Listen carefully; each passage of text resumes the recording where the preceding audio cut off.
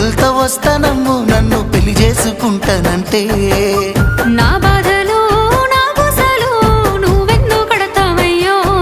ఆ భగవంతుడు నిన్నెప్పుడు సల్లంగా చూడాలయ్యో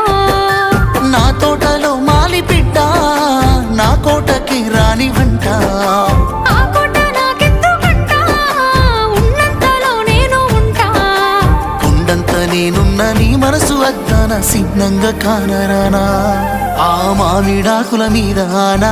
పచ్చ తోరణాలైతాయే జానా ఆ వరి పైరు మీద నానా అవి అక్షంతలే అయ్యేనా ఆ పత్తి పంటల మీద ఆనా పట్టు సీరలై వస్తాయే జానా ఆ